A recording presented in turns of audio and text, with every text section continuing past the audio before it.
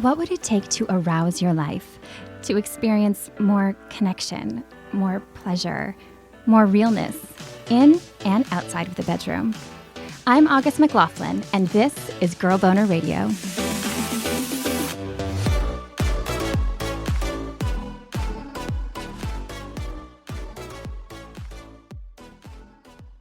I've learned a lot about myself and a lot about what I want to feel. As a woman who is blind, I dealt with a lot of anxiety and not being sure of myself and not understanding things and not thinking that I needed to. Maybe not thinking I deserved to. And as I got more confident in myself, alongside getting more confident in my sexuality and my body, it was an awakening of not only should I feel good, but I deserve to, whenever I want.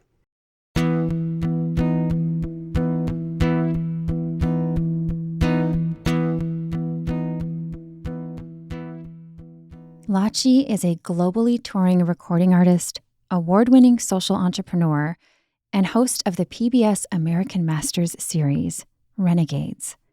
Her hit song, You Lift Me Up, pays homage to disabilities rights advocate Judy Heumann.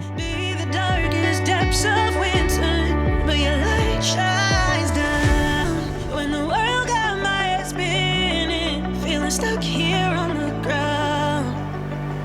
You lift me up. You lift me up. Lachi has a huge heart, a contagious laugh, and a self-confidence, sexually and otherwise, that I wish I could bottle up and gift to you or anyone who could use some. Her story may be the next best thing. It started in a home where pretty much anything about sex was totally taboo. So being a daughter of African immigrants, we didn't talk about sex a lot in our household. I was the sixth of seven. So there was like a ton of us. There was just like a whole like village of us in one house. But, you know, we were raised Catholic, so we didn't talk about sex very often. And it wasn't until I was in school that I actually started learning about sex and sexuality because we didn't talk about it at all at home. What she learned, though, wasn't terribly helpful. They had this game called Chicken in school. And I was in sixth grade, and like the eighth and ninth graders would play it. They would touch each other in weird places, like, you know, the sexual places, until someone would yell stop. And then when the person yelled that they were done, because it was too, like, you know, weird or whatever, everybody would call them chicken. And it was usually the girls touching the guys. So it was when the guy got freaked out and was like, okay, this is too much, then all the other guys would call him a chicken. I didn't really understand what it meant.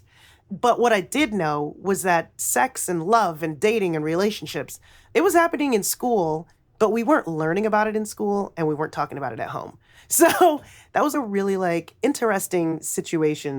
And it wasn't until college that I really started getting into dating and relationships and all of that kind of stuff. Lachi spent some of her college time studying abroad in the UK. That, she said, is where she had her first real sexual encounter. When I finally got away from my parents, and finally got away from like my sheltered life.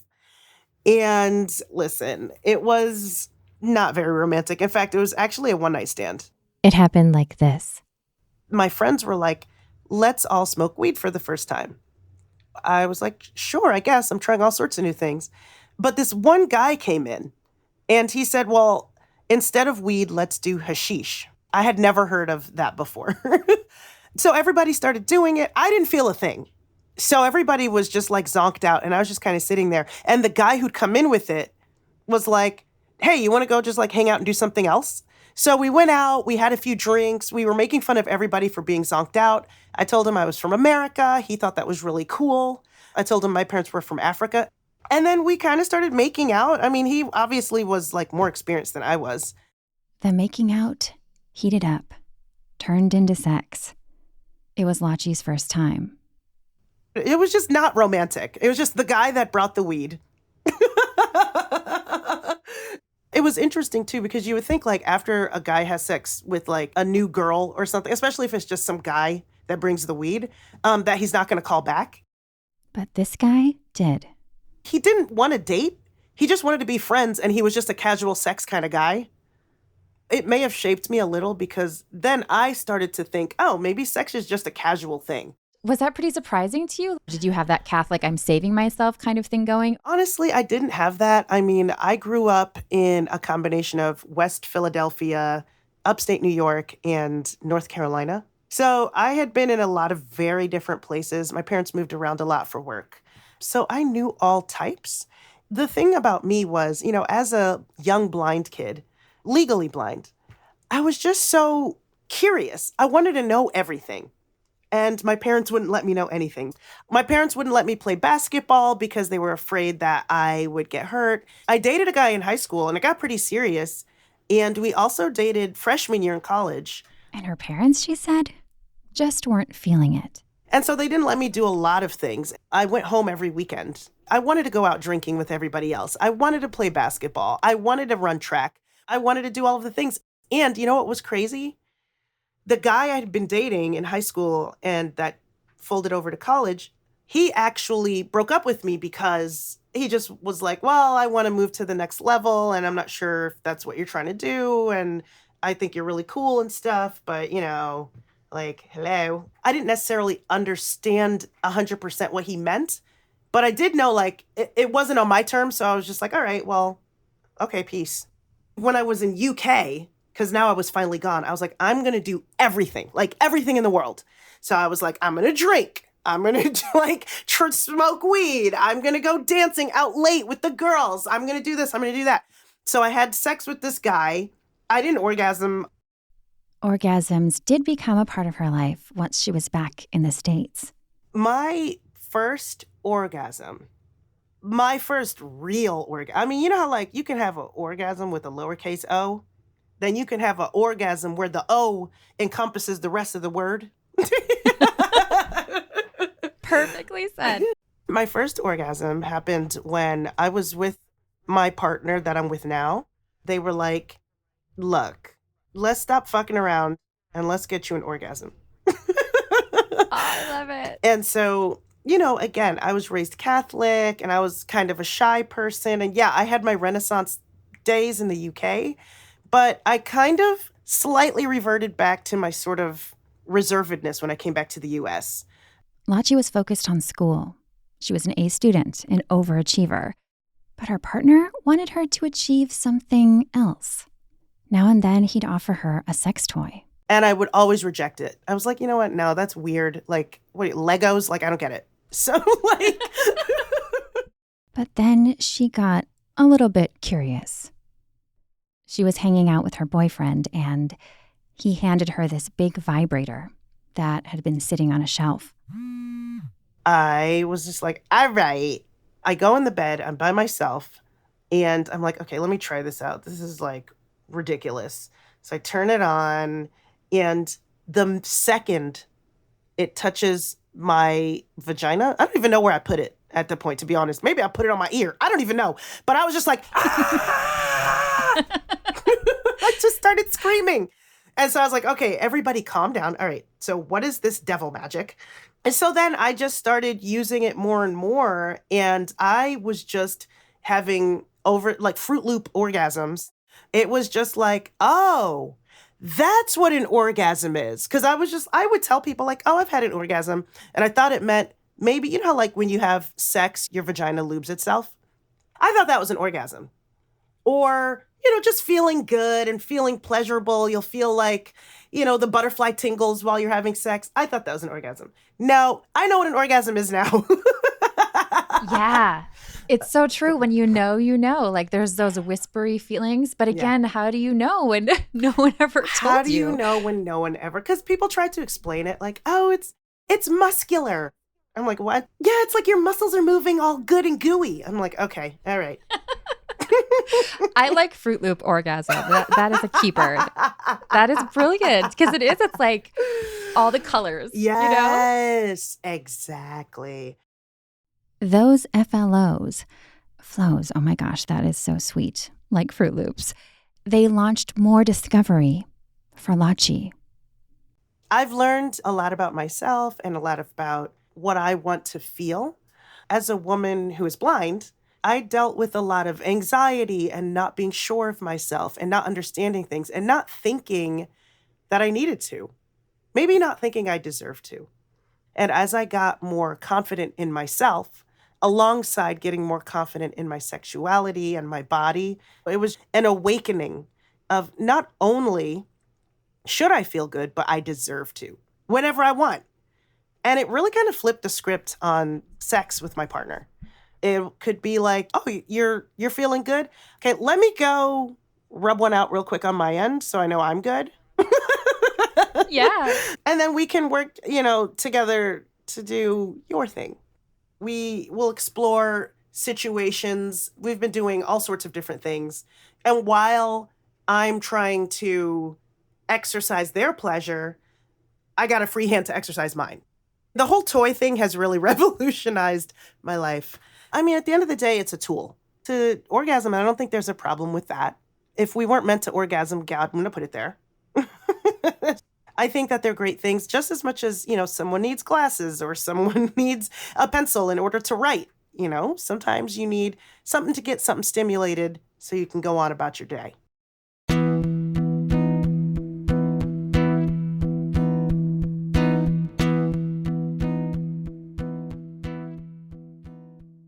Did you know that sex toys can make orgasms last longer?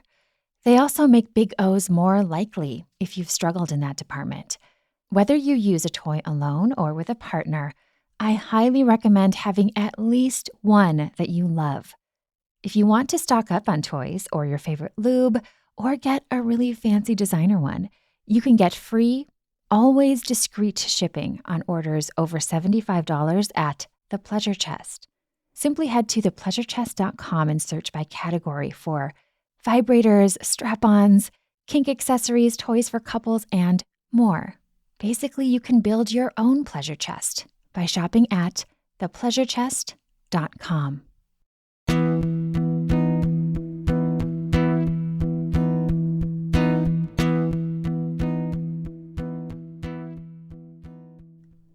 Lachi told me that a lot of her confidence has come from her music since early on. And by the time she had her sexual awakening, vibrator in hand, she was already established in that career. Still, the sexual confidence boost helped the rest of her life too. She said you can't really separate one kind of confidence from the other. It sounds like embracing your sexuality and your pleasure, almost like this revolution in your life, was so powerful. Did that impact your artistry or your music at all? Absolutely. When I was younger, I was just super shy. I was outcasted. I didn't have a lot of role models that looked like me or, on TV or anything like that. And then my family was I told my family I wanted to be a musician and they were like, that's not how you spell doctor, that kind of thing. And so I was super shy. But honestly, music had always been how I found confidence. So I sang in the high school talent show in front of the entire high school. And I was just singing my heart out for the first time about wanting to belong. It was a song I wrote. Then I sang in the Glee Club where I met my partner and I made a lot of friends and I started an a cappella group. And so it was just always music that really blossomed things for me. So music's Yes. where you got your confidence, and the sexual confidence came through experience. Sort of. There is still a juxtaposition because to me, it all is one big thing, right? Sex is one thing, but sexuality and feeling sexy, those also are part of it, but they are different things. It's one thing to just have sex, but it's another thing to feel powerful and sexy, and another thing to understand your own sexuality. I moved to New York. I start coming into my own musically. I'm still hiding my disability. As I get older and as I get more successful in my music career, I start to come out about my disability. All this time, I'm not really taking care too much about like fashion or how I feel about me as a woman in terms of feeling like a sexual being. I'm having sex, but I don't feel sexy. Once I come out about my disability and I'm like just super confident about my career. And it's kind of like nobody can tell me anything, right, at this point, because it's like anything you say, I'm already here. Like, I'm out about being blind. I'm out about being neurodivergent. I'm making money. Like, what can you say? I started thinking to myself, like, yeah, I'm feeling myself a little bit here. I started dressing up. I started getting cute. I have to use the white blind cane. I started blinging up my canes, and now I use glam canes. These glam canes are like my white cane, but they're bejeweled with rhinestones, different colors to match my different outfits. Then I'm wearing 6-inch heels, and then I'm clumping down the street. I'm wearing gorgeous braided hair, okay, got the nails, and then I'm just walking down the street feeling sexy as fuck.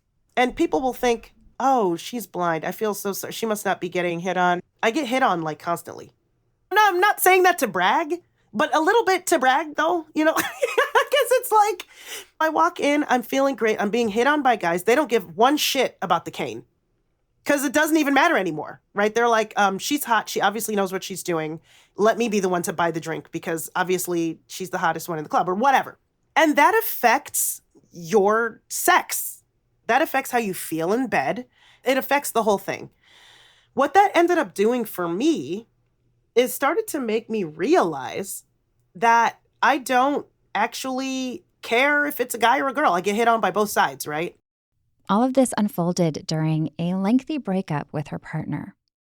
Lachi's friend, who was exploring her own queer identity, started taking her to lesbian bars.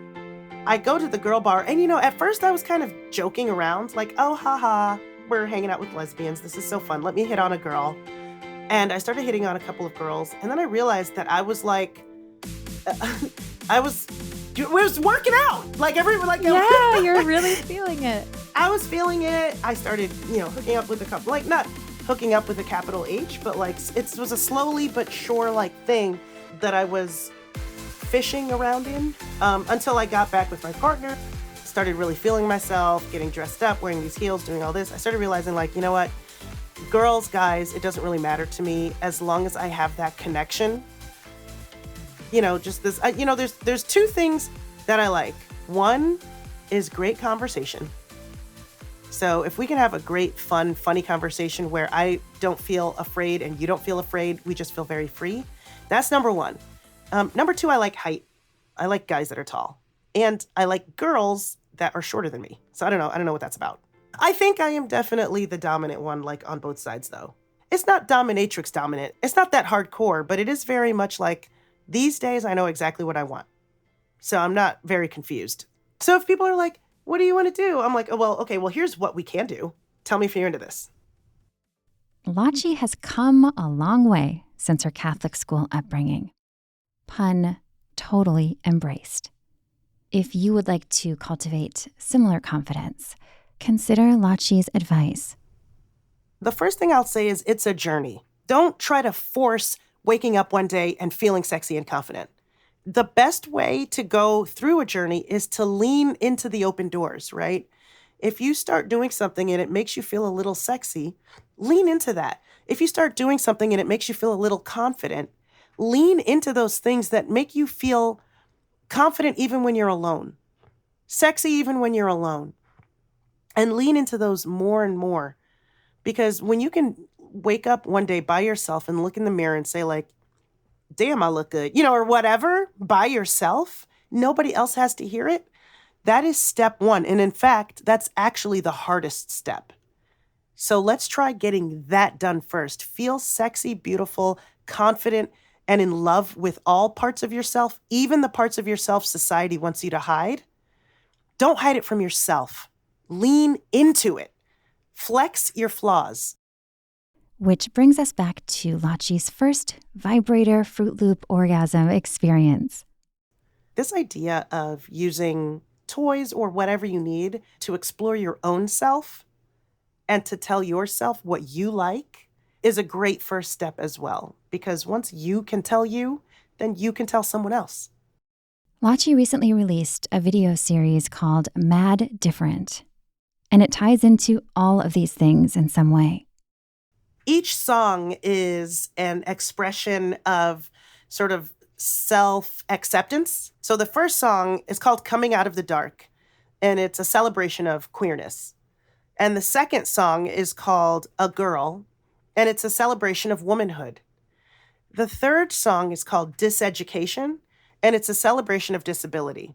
And then the fourth song is going to be called That Kind of Black, and that's a discussion of race, right, of me being Black. So it's all of my different, I guess, identities. It's a celebration and a deep exploration of these things. My sexual confidence and sexual liberation is very uniquely tied to my disability liberation and also the liberation that came with my musical success. They're all inextricably linked. So as I navigate my own queerness and being open, I've found that first of all, I'm a huge flirt. And I've been I've been accused. I'm like, were you flirting with that guy? I was like, no, I was just trying to get us a drink. I don't know, whoops. So it's like, the confidence, my sexual liberation, my disabled liberation, my music liberation, my self-liberation have all led to a unique confidence that I just love to celebrate every day. You lift me up. You lift me up.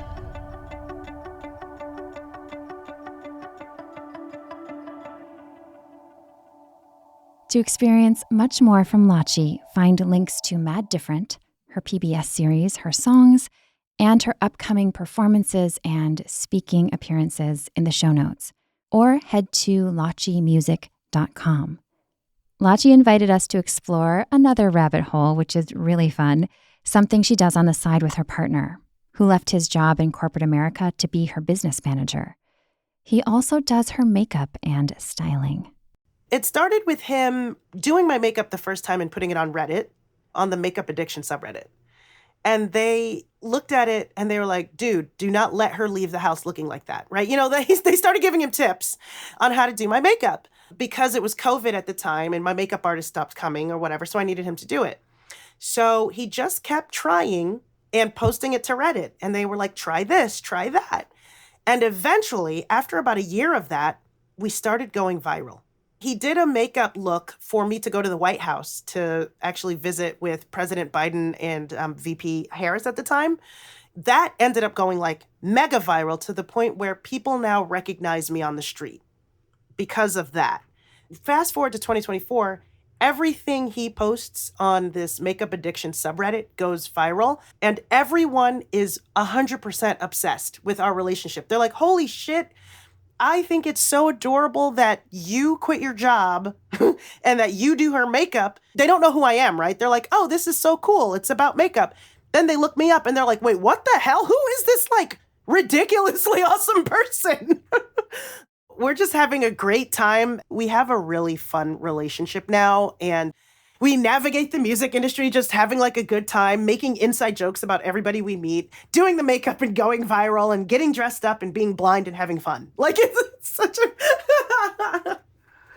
It is fun. You lift me up. You lift me up. Maybe we should call that a Fruit Loop life. Check out Lachi's viral makeup photos by Googling "My SO is blind." If you enjoyed this Girl Boner Radio episode, please make sure you've hit the follow button so you will never miss a beat, and let your friends know about it. Thank you so much for listening.